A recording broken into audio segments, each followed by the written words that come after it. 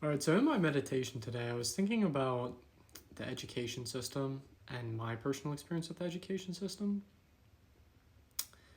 And you know how people always talk about how, like, oh, I really wish how I learned, like, taxes or statistics or, whatever. Those basic, pretty much like life things that you're actually going to apply in life. And I was thinking about it and I was like, what really would be beneficial and change the way how pretty much education really should be?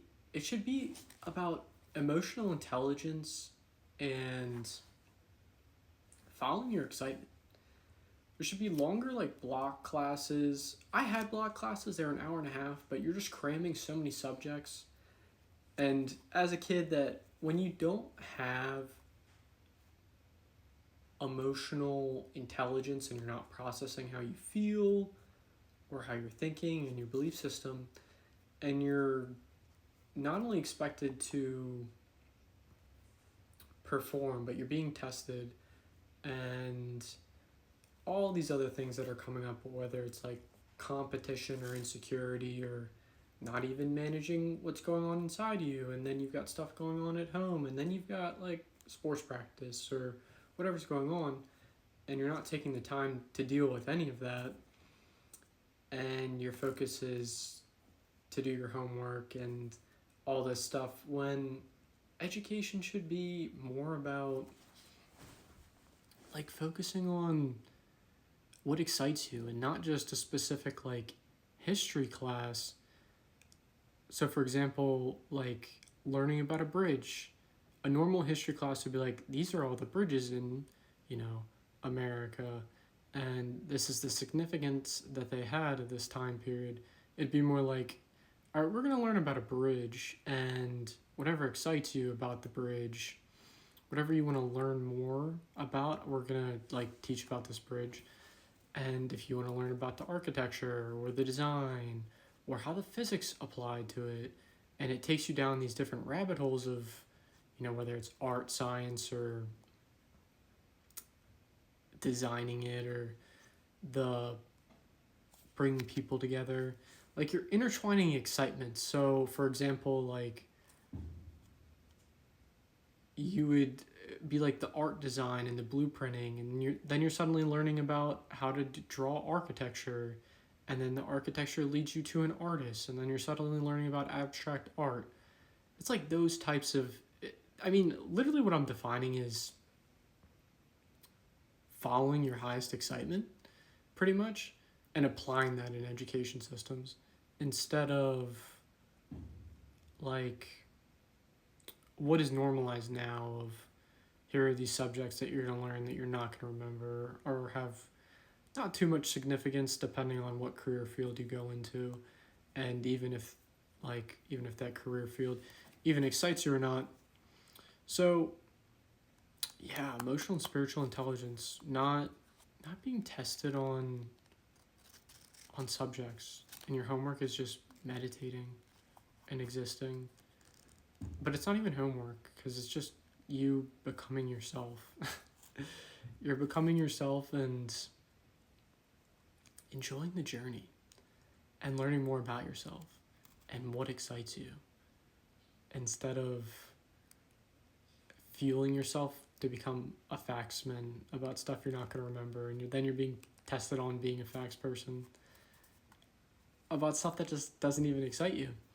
Instead, like the artist example, suddenly you're learning about an artist, and then he has all these different like routines of learning an instrument or learning about a garden.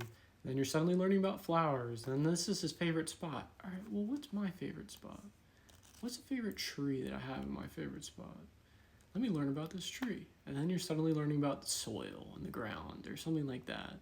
Or maybe the ecosystem in your proximity. Like allowing your imagination to flow instead of being confined to a system that doesn't even like work for you.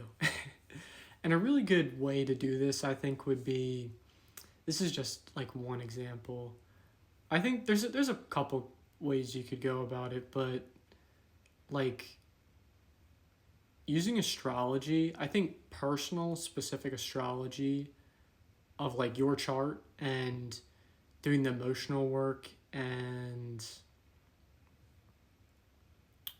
what's coming up, like working through wounds and that sort of things, and where that's leading you, like to learn about how to understand what's going on inside of you, as well as how all that's going on inside of you wants to come out and be expressed, whether it's creatively, physically, vocally, any sort of expression intuitively, it doesn't matter. And then there would be like a monthly astrology, I don't want to say blueprint, but perspective. Like almost you're putting on astrology glasses. And so for like this month, it would be like Libra, and you would be focused on balance and going with the flow, I would say. It really depends on the person and how that's working for you, as well as the subject you're going through, and then what's going on inside.